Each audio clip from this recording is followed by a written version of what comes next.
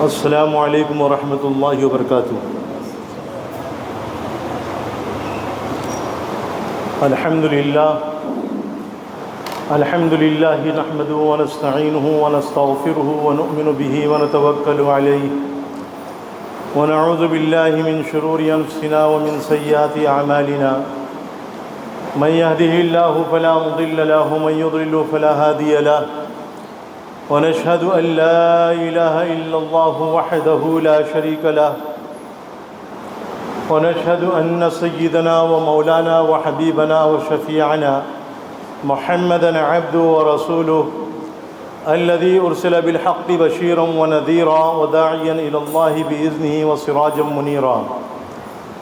أما بعد فأعوذ بالله من الشيطان الرجيم. بسم الله الرحمن الرحيم. يا أيها الذين آمنوا لا تأكلوا أموالكم بينكم بالباطل إلا أن تكون تجارة عن تراض منكم ولا تقتلوا أنفسكم إن الله كان بكم رحيما ومن يفعل ذلك عدوانا وظلما فسوف نصليه نارا وكان ذلك على الله يسيرا إن تجتنبوا كبائر ما تنهون عنه نكفر عنكم سيئاتكم وندخلكم مدخلا كريما. صدق الله مولانا العظيم وصدق رسوله النبي الكريم ونحن على ذلك لمن الشاهدين والشاكرين والحمد لله رب العالمين.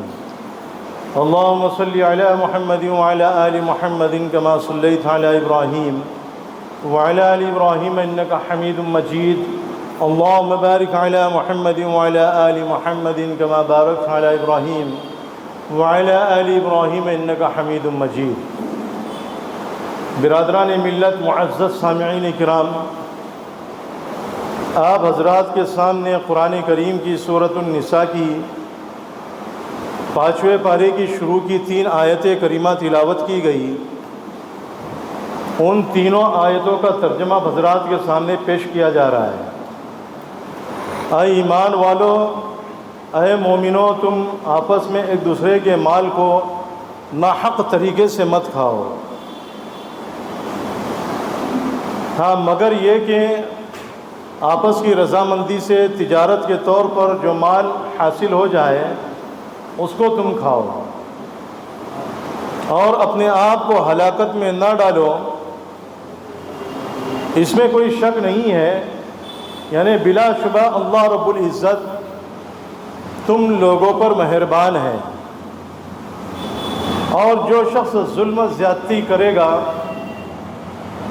تو ہم اس شخص کو آگ میں داخل کریں گے، یعنی جہنم میں داخل کریں گے. اور آگ میں داخل کرنا یہ اللہ کے لیے آسان ہے. اگر تم ان کبیرہ گناہوں سے جن سے تم کو روکا جاتا ہے اجتناب کرو گے تو ہم جو ہے تمہارے چھوٹے چھوٹے گناہ ویسے ہی معاف کر دیں گے،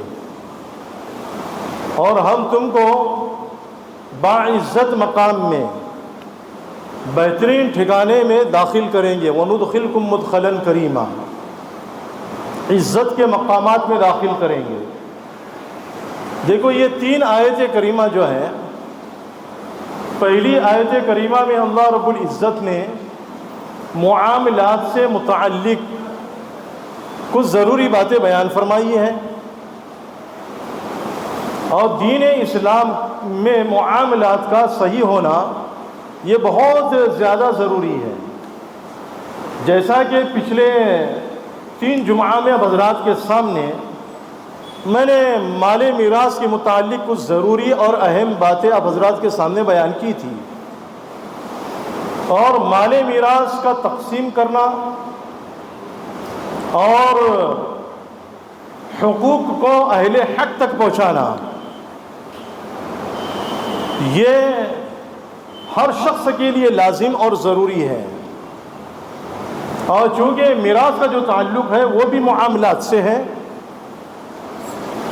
تو اپنے معاملات کو ٹھیک کرنا، درست کرنا، یہ ہر ایک کے لیے لازم اور ضروری ہے. اس لیے اللہ رب العزت نے اس آیت کریمہ میں اے ایمان والو تم ایک دوسروں کے مالوں کو آپس میں ناجائز طریقے سے مت کھاؤ. اس آیت کریمہ میں اللہ نے بیان فرمایا ہے، اور اس آیت کریمہ کا معاملات کے ساتھ میں بڑا دخل ہے، اور اس آیت کریمہ کا دین کا جو ایک رکن ہے جس کو معاملات کہا جاتا ہے اس کے ساتھ میں خاص تعلق ہے۔ آج پوری دنیا میں جو ہے نا معاملات کے بارے میں لوگ بہت ہی زیادہ کوتاہی اور کمیاں کر رہے ہیں، یا یہ کہ زیادتیاں کر رہے ہیں، ظلم کر رہے ہیں۔ اللہ رب العزت نے کمیاں کرنے سے بھی منع کر دیا، زیادتیاں کرنے سے بھی منع کر دیا، اور ظلم و ستم کرنے سے بھی اللہ نے منع کر دیا ہے۔ دین اسلام میں معاملات کے پہلو کو بہت بڑا دخل حاصل ہے، اس بات کو آپ لوگ جو ہے نا سمجھ لو۔ پورے دنیا کے اندر آج ہماری نمازیں قابل قبول کیوں نہیں ہو رہی ہیں؟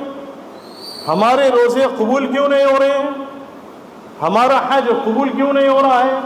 ہماری دعائیں قبول کیوں نہیں ہو رہی ہیں؟ کبھی ہم نے سوچا بھی ہے، کبھی ہم نے غور و فکر بھی کیا ہے کہ ہماری دعائیں قبول کیوں نہیں ہوتی؟ دنیا کے کسی ایک خطے میں یا کسی ایک ملک میں یا کسی ایک شہر میں اگر دوسرے ملک والا ظلم و زیادتی کرتا ہے، وہاں کی آبادی کو تہس نہس اور برباد کر دیتا ہے، سارے مسلمان اہل اسلام کے لیے دعاؤں میں مشغول ہو جاتے ہیں۔ فرائض کے بعد میں دعائیں کرتے ہیں، تہجد میں اٹھ کر کے تہجد کی نماز پڑھنے کے بعد میں دعائیں کرتے ہیں، اور اشراق کی نماز پڑھ کر کے دعائیں کرتے ہیں، اور صلاۃ الاوابین کے بعد میں دعائیں کرتے ہیں، صلاۃ الضحیٰ کے بعد میں دعائیں کرتے ہیں، قرآن کریم کی تلاوت کرنے کے بعد میں دعا کرتے ہیں، ذکر و اذکار کرنے کے بعد میں دعا کرتے ہیں۔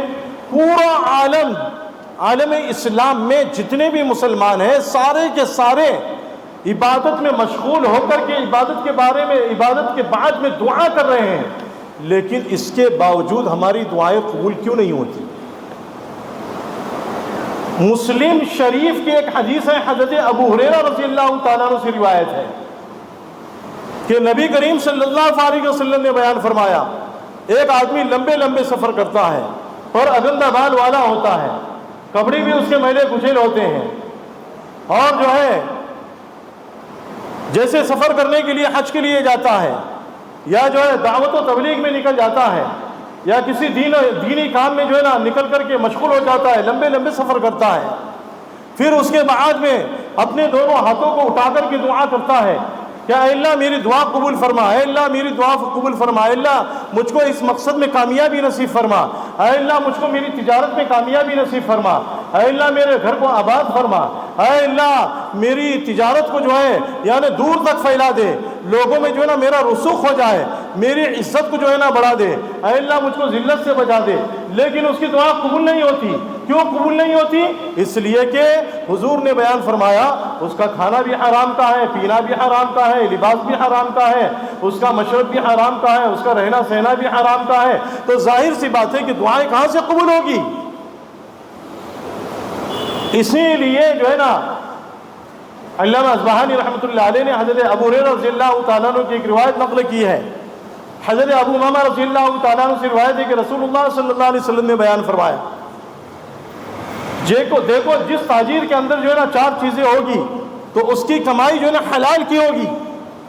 نمبر 1، جب وہ سامان بیچ رہا ہو تو سامان کی برائی نہ کرے، سامان خرید رہا ہو تو سامان کی برائی نہ کرے، اور اسی طریقے سے جو ہے سامان بیچ رہا ہو تو خوب تعریفیں نہ کرے، بھائی میرا مال تو جو ہے نا اتنا اچھا، اتنے لوگوں نے خرید لیا، اتنے لوگوں نے جو ہے نا اس کو میرے پاس سے خرید کر کے جو ہے نا دوسری جگہ پر بیچ دیا، اس میں یہ خوبیاں ہیں، اس میں یہ اوصاف ہے، اور اس میں جو ہے نا یہ چیزیں ہیں، اس میں وہ چیزیں ہیں، سارے اوصاف کو خوبیوں کو بیان کر رہا ہے، لیکن اس میں ہے تو کچھ بھی نہیں۔ اب جھوٹ بول بول کر کے بیچ رہا ہے۔ اور تیسری چیز اللہ کے رسول صلی اللہ علیہ وسلم نے بیان فرمایا کہ تجارت میں فریب نہ ہو، دھوکہ نہ دے، دھوکہ دے کر کے نہ بیچے۔ جیسے جو ہے نا گیہوں کا ڈھیر ہے، چاول کا ڈھیر ہے، کپڑے کے تھان ہیں، ایک تھان بتا دیا، اس تھان میں جو ہے نا کپڑا اچھا ہے، ماشاءاللہ اس میں اوصاف بھی موجود ہے، خوبیاں بھی اس کے اندر موجود ہے، کپڑا بڑا اچھا ہے، لیکن جو دوسرے تھان ہے نا ان کے متعلق خریدنے والے نے اطمینان کر لیا اور اس نے یہ سمجھ لیا کہ پہلا تھان اچھا ہے تو اب سارے کے سارے جو ہے نا اچھے ہوں گے، حالانکہ وہ سارے کے سارے اچھے نہیں تھے، بلکہ ان میں جو ہے نا کچھ کمیاں تھی، کچھ نہ کچھ زیادتیاں تھی۔ تو اللہ کے رسول صلی اللہ علیہ وسلم بیان فرماتے ہیں کہ یہ دھوکہ ہے۔ کیا یہ دھوکہ؟ تو تجارت میں دھوکہ نہ ہو، فریب کاری نہ ہو، فریب سے اور دھوکے سے بیچا نہ گیا ہو۔ اور چوتھی چیز اللہ کے رسول صلی اللہ علیہ وسلم نے بیان فرمائی، قسمیں کھا کھا کر کے جو ہے نا تجارت کرنے والا نہ ہو۔ جیسے آپ اور ہم بازار میں جاتے ہیں نا، آپ جو ہے گئے کپڑا خریدنے کے لیے، دکان والے نے کہا کہ بھائی یہ 100 روپے میٹر کا ہے، آپ نے کہا کہ بھائی 70 روپے میٹر دے دو نا، تو وہ کہتا ہے کہ خدا کی قسم یہ کپڑا جو ہے نا مجھ کو 100 روپے میٹر میں ملا ہے، اور بیچ رہا ہے کتنے میں؟ 100 روپے میں بیچ رہا ہے۔ بتاؤ یہ کھلم کھلا جھوٹ ہوا کہ نہیں ہوا؟ خیر نے 100 روپے میں اس نے خریدا، 100 میں بیچ رہا ہے۔ یہ جو ہے نا میں اپنی خود کی بات بتا رہا ہوں، ایک مرغی والے نے کہا کہ بھائی اتنے میں میں نے خریدا، اتنے میں بیچ رہا ہوں۔ اب ظاہر سی بات ہے کہ جتنے میں خریدے گا اتنے میں بیچے گا، دکان کا کرایہ کہاں سے نکالے گا؟ اگر کرایہ دار ہے تو کرایہ کہاں سے نکالے گا؟ اگر خود کی دکان ہے تو اپنا نفع کہاں سے نکالے گا؟ نوکروں کا جو ہے نوکروں کی تنخواہ کہاں سے نکالے گا؟ لائٹ بل کا خرچ کہاں سے نکالے گا؟ اور اسی طریقے سے دکان کا ٹیکس جو ہے نا کہاں سے حاصل کرے گا؟ اور اپنی روزانہ کی روز مرہ کی جو کمائی ہے وہ کہاں سے حاصل کرے گا؟ یہ تو کھلم کھلا جھوٹ ہوا۔ اس لیے اللہ کے رسول صلی اللہ علیہ وسلم نے ایک حدیث میں بیان فرمایا، التاجر الصادق الامین مع النبیین والصدیقین والشہداء، سچا امانت دار تاجر کل قیامت کے دن نبیوں کے ساتھ میں، صدیقین کے ساتھ میں، شہداء کے ساتھ میں ہوگا۔ نبیوں کا درجہ، صدیقین کا درجہ، شہداء کا درجہ کوئی معمولی درجہ ہے؟ یہ بہت بڑا درجہ ہے۔ یہ ایک تو جو ہے شہید کا ثواب تو مل گیا، لیکن درجہ ملنا جو ہے نا بڑا مشکل ہوتا ہے۔ شہیدوں کے ساتھ میں ہونا، پیغمبروں کے ساتھ میں ہونا، اسی لیے جو ہے نا تجارت کرنا جو ہے نا کوئی آسان کام نہیں ہے، بلکہ ایمان بھی مضبوط ہونا چاہیے، اعمال مضبوط ہونا چاہیے۔ ایمان مضبوط ہوگا تجارت بھی صحیح کرے گا، ایمان مضبوط ہوگا نماز بھی صحیح پڑھے گا، ایمان مضبوط ہوگا روزہ بھی صحیح رکھے گا، ایمان قوی ہوگا حج بھی صحیح کرے گا، ایمان مضبوط ہوگا تو اس کے اعمال بھی مضبوط ہوگے۔ اس لیے صحابہ کرام رضی اللہ تعالیٰ عنہ اجمعین پر اللہ کے رسول صلی اللہ علیہ وسلم نے سب سے پہلی جو محنت کی ہے وہ ایمان کی محنت کی ہے۔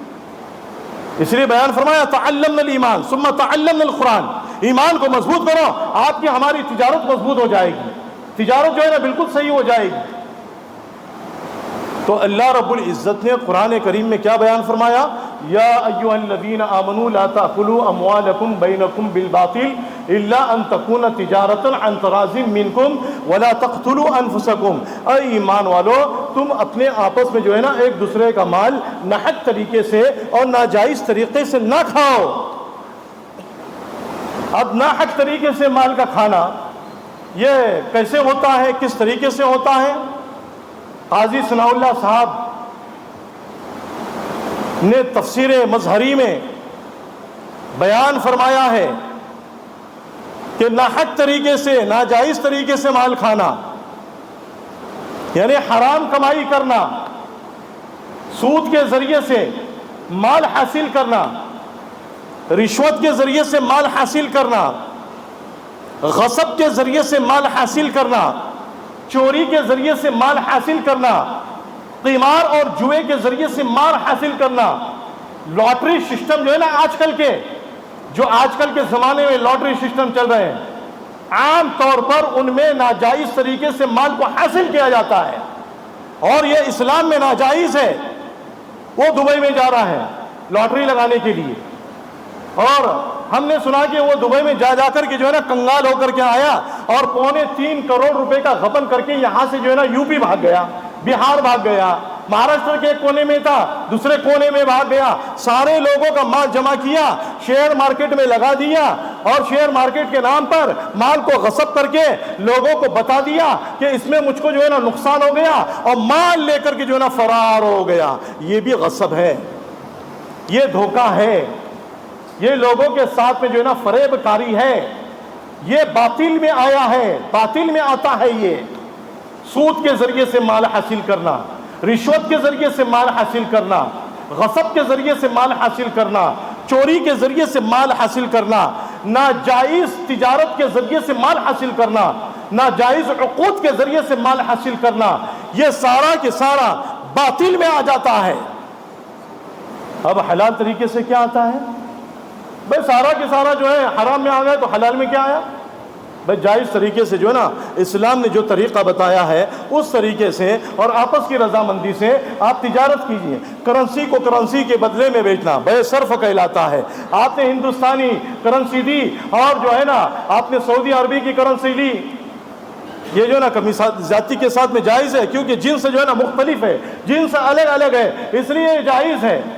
ایک چیز آپ نے جو ہے نا 10 روپے میں خریدی اور آپ اس کو جو ہے نا یعنی جھوٹ بولے بغیر آپ یہ کہہ رہے ہو کہ بھائی یہ چیز جو ہے نا 20 روپے کی ہے، یہ چیز جو ہے نا 100 روپے کی ہے، تو آپ اس کو بیچ رہے ہو، یہ بیچنے کی آپ کو اجازت ہے، لیکن وہ مال متقوم ہو، مال غیر متقوم نہ ہو۔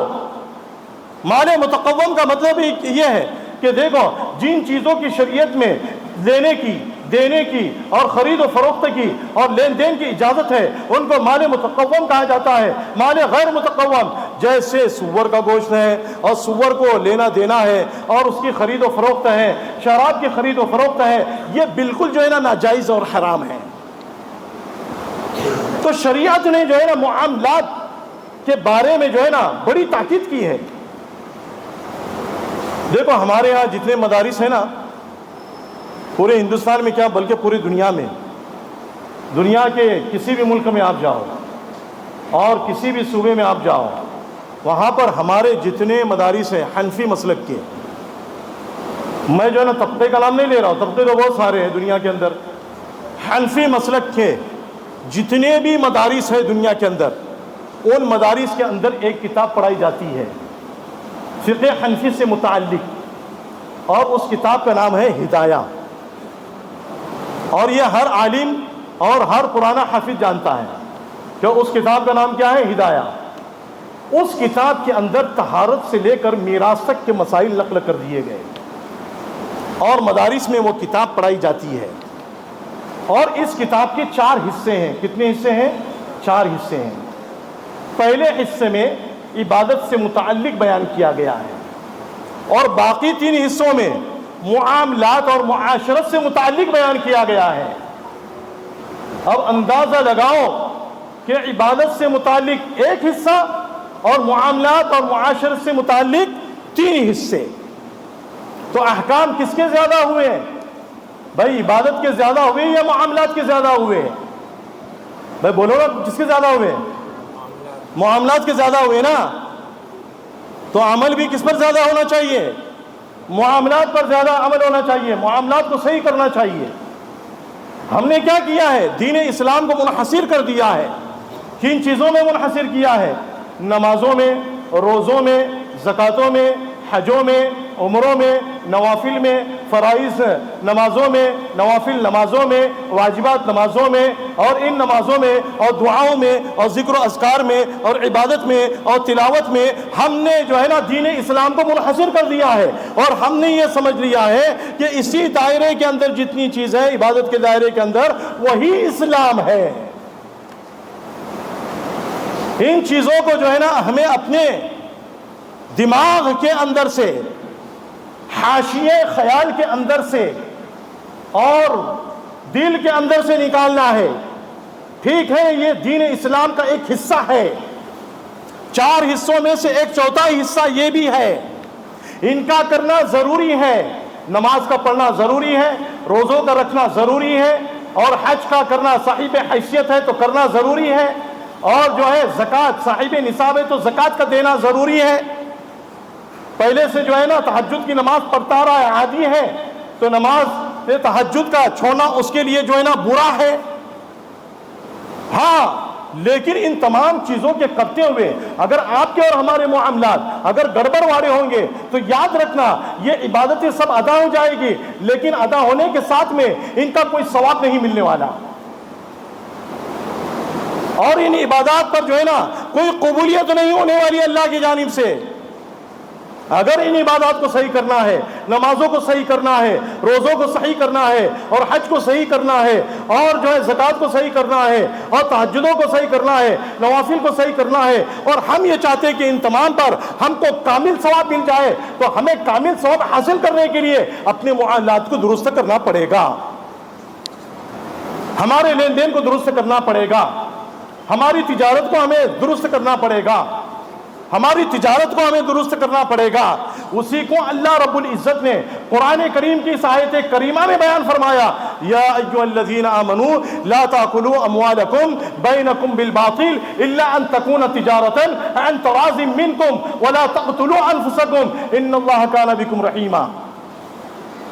ہاں، اگر کسی نے آپ کو جو ہے تحفہ دے دیا تو یہ تحفہ آپ کے لیے حلال ہے، اگر آپ نے کسی کو ہبہ دے دیا تو وہ ہبہ کرنا بھی جو ہے نا، وہ ہبہ کے ذریعے سے جو چیز آپ کو ملا ہے، جو چیز آپ کو ملی ہے، چاہے روپیہ ہو یا سامان کی شکل میں ہو، چیز کی شکل میں ہو، وہ بھی آپ کے لیے حلال ہے۔ میراث کے ذریعے سے جو مال آپ کو ملا ہے، میراث میں سے جو حصہ آپ کو ملا ہے وہ بھی آپ کے لیے حلال ہے۔ تجارت کے ذریعے سے آپ نے حلال طریقے سے جو مال کمایا ہے وہ مال بھی آپ کے لیے حلال ہے۔ تو حلال طریقے سے کماؤ، حلال طریقے سے کماؤ گے، لقمہ بھی اندر حلال کا جائے گا تو عبادات بھی ہماری قبول ہوگی، نمازیں بھی ہماری قبول ہوگی، روزے بھی ہمارے قبول ہوگے، زکوٰۃ کا نکالنا بھی ہمارا قبول ہوگا، عطیے کا دینا بھی ہمارا قبول ہوگا، ادا بھی ہوگا، قبول بھی ہوگا، اور زکوٰۃ اور حج کرنا یہ ادا بھی ہوگا اور قبول بھی ہوگا، اور اس پر ثواب بھی مرتب ہوگا۔ تو اس لیے جو ہے نا معاملات کے اوپر ہماری نگاہ ہونی چاہیے۔ حضرت مولانا اشرف علی تھانوی رحمۃ اللہ علیہ، جن کو مجدد ملت کہا جاتا ہے اور حکیم الامت کہا جاتا ہے، حضرت کے ہاں سنتوں کی پابندی بہت زیادہ تھی۔ حضرت نے جو ہے نا تقریباً 1400 کتابیں لکھی ہیں، تقریباً کوئی معمولی چیز نہیں ہے۔ آج کے زمانے میں ایک کتاب لکھنا مشکل ہو جاتا ہے، ہم جیسے نااہل سے تو بالکل ہی جو ہے نا یعنی ہو ہی نہیں سکتا ہے۔ حضرت نے 1400 کتابیں لکھی ہیں، قرآن کا ترجمہ کیا ہے، تفسیر بھی لکھی ہے، سیرت کی کتابیں لکھی ہیں، حضور کی سیرت کی کتابیں حضرت تھانوی رحمۃ اللہ علیہ نے۔ حضرت مولانا اشرف علی تھانوی رحمۃ اللہ علیہ کے یہاں تصوف اور طریقت کی تعلیم میں معاملات کو سب سے زیادہ اولیت حاصل تھی۔ یہ تصوف اور جو اللہ والوں کے پاس میں جا کر کے ہاتھ پر بیعت ہوتے ہیں، خانقاہوں میں بلا کر کے جو ہے نا ذکر و اذکار کرایا جاتا ہے، عبادت کرائی جاتی ہے، تزکیہ نفس کرایا جاتا ہے، اندر سے جو ہے نا دنیا کی غلاظت، دنیا کی محبت نکالنے کی کوشش کی جاتی ہے، کرائی جاتی ہے، مشق کرائی جاتی ہے۔ اس معاملے میں حضرت تھانوی رحمۃ اللہ علیہ کے یہاں معاملات کو سب سے زیادہ اولیت حاصل تھی۔ حضرت تھانوی رحمۃ اللہ علیہ نے جو ہے نا اپنے مریدین میں سے ہر ایک کو جو ہے نا یہ نصیحت کر رکھی تھی، اور سب کو جو ہے یہ کہا رکھا تھا کہ دیکھو اپنے معاملات کو درست کرنا۔ اگر حضرت تھانوی رحمۃ اللہ علیہ کو اپنے مریدین میں سے کسی کے بارے میں یہ معلوم ہو جاتا تھا کہ فلاں مرید نے آج اپنے اوراد کو پورا نہیں کیا ہے، وظائف کو پورا نہیں کیا ہے، ذکر و اذکار کی جو تسبیح ہوتی ہے اس کو پورا نہیں کیا ہے، تو حضرت کو معلوم ہونے کے بعد میں جو ہے نا حضرت کو رنج ہوا کرتا تھا، اور اس مرید کو بلا کر کے جو ہے کہا کرتے تھے کہ اپنے وظائف کو پورا کر لو۔ لیکن اگر کسی مرید کے بارے میں یہ معلوم ہوتا تھا کہ میرے فلاں مرید نے معاملات میں گڑبڑی کی ہے، کسی کے حق کو دبا لیا ہے، تو حضرت کو اس سے نفرت ہو جایا کرتی تھی، سمجھے، دل اس سے ٹوٹ جایا کرتا تھا۔ یہ حضرت کا حال تھا۔ ایک مرتبہ ایسا ہوا کہ حضرت کے ایک خلیفہ تھے، وہ حضرت مولانا اشرف علی تھانوی رحمۃ اللہ علیہ سے ملنے کے لیے، ملاقات کرنے کے لیے تھانہ بھون پہنچے، حضرت کے پاس میں پہنچے، اور ان خلیفہ کے ساتھ میں، ان مرید کے ساتھ میں جو ہے ان کا ایک چھوٹا سا لڑکا بھی تھا، بچہ بھی تھا۔ تو وہ گئے، حضرت سے ملاقات کی، مصافحہ کیا، سلام کیا، مصافحہ کیا۔ پھر اس کے بعد میں کہا کہ حضرت یہ میرا بچہ ہے۔ تو اس بچے نے بھی حضرت سے ملاقات کی، مصافحہ کیا، سلام وغیرہ کیا۔ اب وہ دونوں بیٹھ گئے، تو بیٹھنے کے بعد میں حضرت تھانوی رحمۃ اللہ علیہ نے جو ہے نا ویسے ہی پوچھ لیا کہ بھائی یہ بتاؤ، یہ جو آپ کا بچہ ہے یہ کتنے سال کا ہے؟ تو کہا کہ حضرت یہ جو ہے نا 13 سال کا ہے۔ تو کہا کہ آپ آئے تو آپ تو ریل گاڑی سے سوار ہو کر کے میرے پاس میں آئے، ریل گاڑی سے سفر کر کے آپ میرے پاس میں آئے، ٹرین سے سفر کر کے میرے پاس میں آئے، تو آپ نے اس کا ٹکٹ پورا لیا تھا یا آدھا لیا تھا؟ تو کہا کہ حضرت میں نے اس کا ٹکٹ جو ہے نا آدھا لیا تھا۔ تو حضرت نے کہا کہ 13 سال کی عمر میں پورا ٹکٹ لگتا ہے، اور آپ نے 12 سال کے 11 سال کے بچے کا ٹکٹ لیا ہے، آدھا ٹکٹ لیا ہے۔ اس سے یہ بات معلوم ہوتی ہے کہ آپ کو ابھی تک تصوف اور طریقت کی ہوا بھی نہیں لگی ہے۔ دیکھو کتنا سخت معاملہ تھا معاملات کے بارے میں۔ کیا کہا حضرت نے کہ آپ کو ابھی تک تصوف اور طریقت کی ہوا بھی نہیں لگی ہے، آپ نے جو ہے نا سرکار کا آدھا پیسہ غصب کر لیا ٹکٹ کا، آپ نے چوری کر لی ہے۔ لہذا حضرت نے کہا کہ آپ کو جو ہم نے خلافت دی ہے وہ خلافت واپس لیتے ہیں اور آپ کی خلافت کو سلب کر لیتے ہیں۔ حالانکہ وہ جو بزرگ آئے تھے ان کے اوراد بھی پورے ہوتے تھے، نمازیں بھی پوری پڑھتے تھے، ذکر و اذکار بھی پوری کرتے تھے، اور اسی طریقے سے تسبیحات کی پابندی بھی کیا کرتے تھے، تہجد کے بھی پابند تھے، اشراق کے بھی پابند تھے، صلاۃ الضحیٰ کے بھی پابند تھے، ہر ایک عبادت کے پابند تھے، لیکن معاملات میں خرابی تھی، اس لیے حضرت تھانوی رحمۃ اللہ علیہ ان سے ناراض ہو گئے۔ اس لیے میرے محترم بھائیوں اور بزرگوں، ہمیں اپنے معاملات کو صاف کرنا ضروری ہے۔ آج ہمارے معاملات میں اتنی گڑبڑی ہو چکی ہے کہ ایک ملک کے اوپر اسرائیل حملہ کر رہا ہے، یہودی اس کو مار رہا ہے، ان کے گھروں کو تباہ اور برباد کر دیا ہے، 5-10 لاکھ سے زیادہ مکانات تباہ اور برباد کر دیے گئے، ان کی تجارت کو نیست و نابود کر دیا گیا، لاکھوں بچوں کو جو ہے نا ختم کر دیا گیا، اور بوڑھوں کو جو ہے نا شہید کر دیا گیا، عورتوں کی عزتیں لوٹی گئی، ان کو قتل کر دیا گیا۔ ساری دنیا میں مسلمان، پورے عالم میں مسلمان دعائیں کر رہے کہ نہیں کر رہے ہیں؟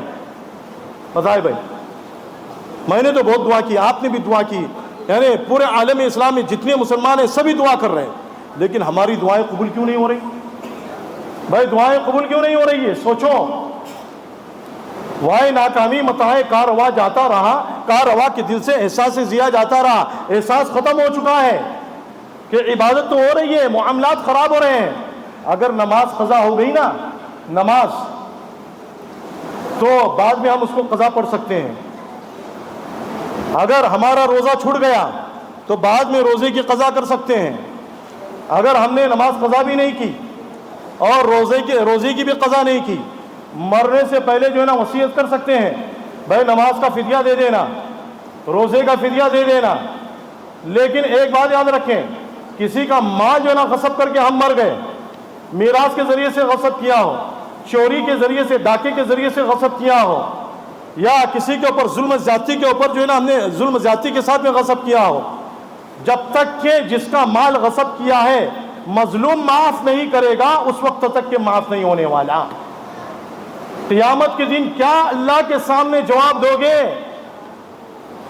اس لیے اس وقت میں کھڑے ہونے سے ڈرو کہ اللہ ہماری پوچھ تاچھ کرنے والا ہے۔ آگے اللہ نے بیان فرمایا، وَمَن يَفْعَلْ ذَلِكَ عُدْوَانًا وَظُلْمًا فَسَوْفَ نُصْلِهِ نَارًا وَكَانَ ذَلِكَ عَلَى اللَّهِ يَسِيرًا۔